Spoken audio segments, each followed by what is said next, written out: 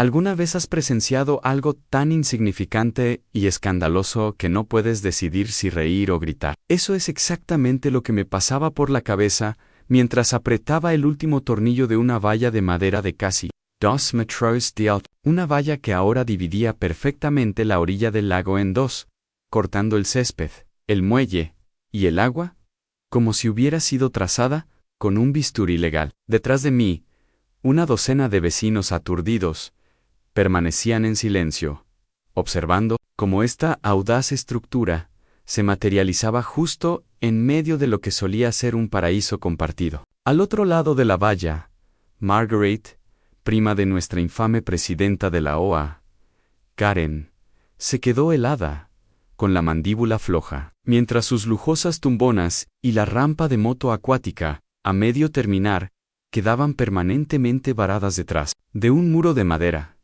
A lo que llevó a este surrealista enfrentamiento comenzó hace 5 años, cuando compré la casa de mis sueños en Willowbrook Estates. Me atrajo la promesa de acceso directo al lago. La propiedad venía con derechos de uso compartido a una playa de arena y un muelle comunitario, ambos fundamentales para los veranos de mi familia. Cada fin de semana, mis hijos y yo pescábamos, nadábamos y jugábamos junto al agua hasta el anochecer en esa orilla del lago. Era más que una vista, era parte de nuestra vida. Luego llegó Karen Fitzgerald. Hace 6 meses, ascendió a la presidencia de la OA y rápidamente se transformó en la dictadora de nuestro pequeño paraíso. Manejaba su recién descubierta autoridad como un hacha de guerra, imponiendo multas por cosas triviales como la altura del césped, prohibiendo los carillones de viento bajo el pretexto de control de ruido, y exigiendo permiso por escrito para plantar cualquier flor no aprobada previamente por su comité. Pero la verdadera podredumbre se instaló con su red de favoritismo. Su cuñado, de alguna manera, se convirtió en el inspector oficial de paisajes del vecindario, pagado, por supuesto. Su amiga de la infancia obtuvo el contrato de limpieza de la piscina, y cuando su prima Margaret llegó para una estadía prolongada, parecía que las reglas de la OA ya no se aplicaban a mí.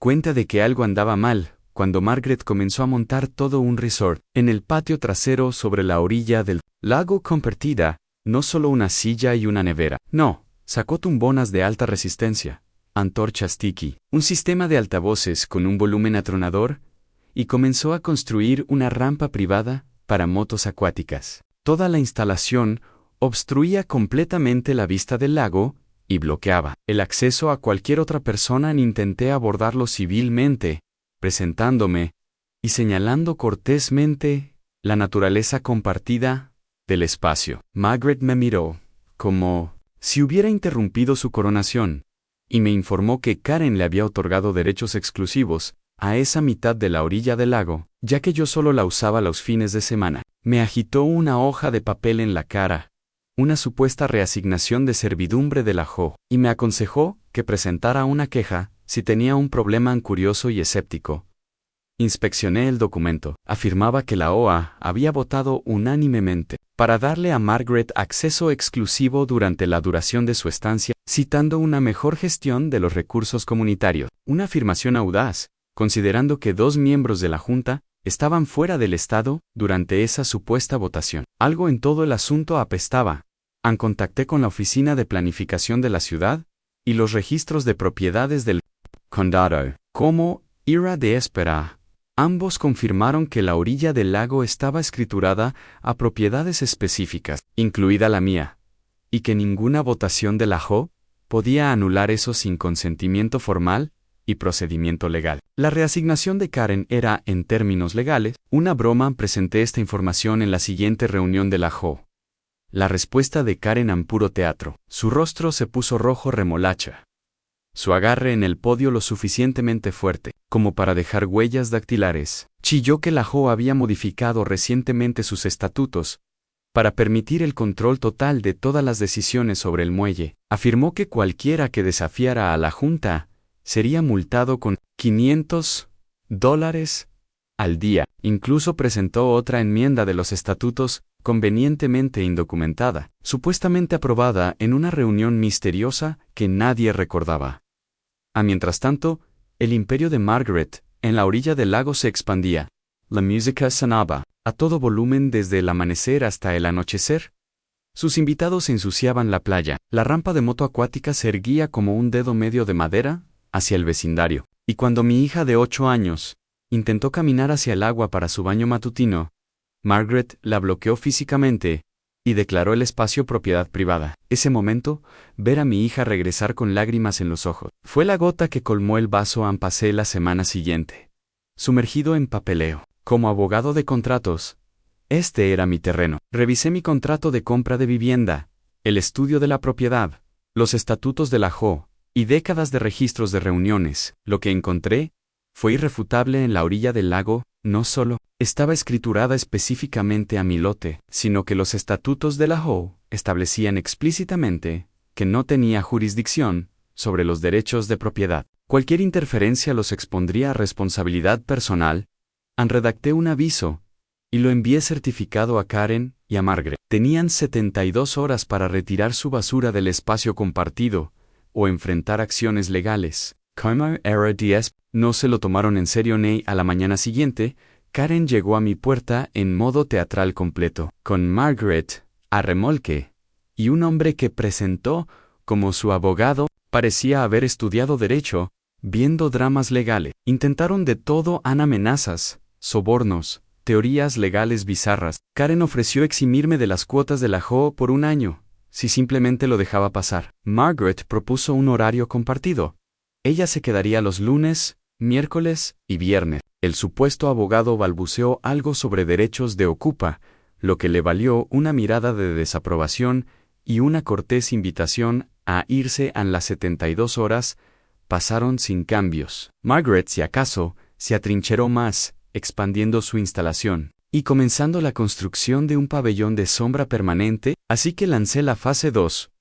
Contraté a un topógrafo con licencia que marcó los límites exactos de la orilla del lago compartida. Como sospechaba, el área estaba dividida uniformemente por la mitad, y la zona de fiesta de Margaret se extendía por ambas mitades. Armado con el estudio, visité la ferretería local y pedí suficiente cercado para hacer una declaración seria. Los ojos del empleado se abrieron como platos cuando le expliqué a dónde iba.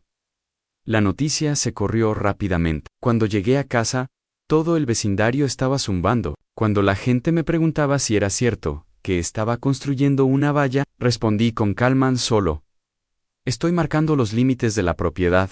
Al amanecer del día siguiente, estaba en el lago, con un equipo completo de construcción de cercas. Teníamos los permisos, el estudio y una misión. La valla se extendió en una línea perfecta de un extremo de la playa al otro, incluso cortando el muelle comunitario limpiamente por la mitad. Era tanto práctico como poético. Margaret apareció justo cuando los paneles bloqueaban su acceso a sus amadas tumbonas. Su taza de café se hizo añicos en la terraza. Karen llegó poco después, en bata de baño y rulos de espuma, seguida de cerca por la mitad del vecindario.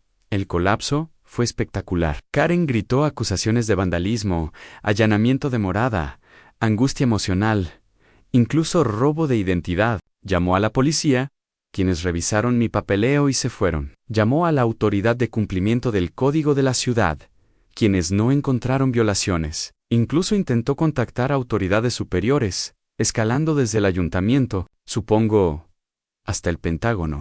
Mientras tanto, la elaborada instalación de Margaret era ahora hilarantemente disfuncional. La mitad de su rampa de moto acuática era inútil, su sistema de altavoces dividido por la mitad, la estructura de sombra inutilizable con SAS posts, de pie torpemente a ambos lados de la valla, como accesorios en una obra de teatro. En esa noche, la reunión de emergencia de la JO estaba abarrotada. Karen había hecho circular folletos, declarándome una amenaza para el vecindario, pero, en lugar de generar apoyo, le salió el tiro por la culata. Otros propietarios habían estado haciendo su propia investigación, en silencio. Un juez jubilado llamado Tom Harrison se puso de pie primero y expuso con calma las violaciones legales cometidas por la Junta. Sarah Chan, cuyo jardín de flores había sido arrasado por uno de los proyectos de Karen, continuó con sus hallazgos. Uno por uno, los vecinos se unieron, exponiendo la corrupción de Karen,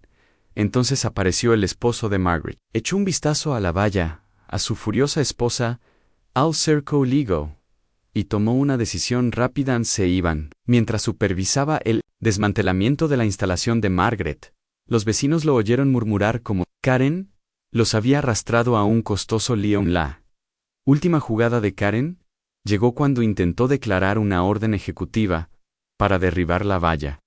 El abogado de la Junta finalmente rompió su silencio. Afirmó rotundamente que Karen había excedido su autoridad, expuesto a la OA a acciones legales, y necesitaba ser destituida. La votación fue inmediata y unánime. Karen estaba fuera, pero ese no fue el final. La Junta votó a favor de presentar cargos a Karen. Había desviado fondos de la OA para el papeleo de la falsa servidumbre de Margaret, y había estado malversando del presupuesto de jardinería para inflar los cheques de pago de su cuñado. 3 meses después, Karen compareció ante un juez, acusada de fraude, malversación y incumplimiento de deber fiduciario. El veredicto, culpable, fue sentenciada a 2 años de libertad condicional, 300 horas de servicio comunitario y una restitución de $47,000 a la JO. Cuando el mazo del juez cayó, Karen se derrumbó en lágrimas, y en cuanto a mí, sigo sentándome junto al agua algunas mañanas, con mi café en mano, admirando la valla perfectamente recta y la tranquila calma de un lago restaurado.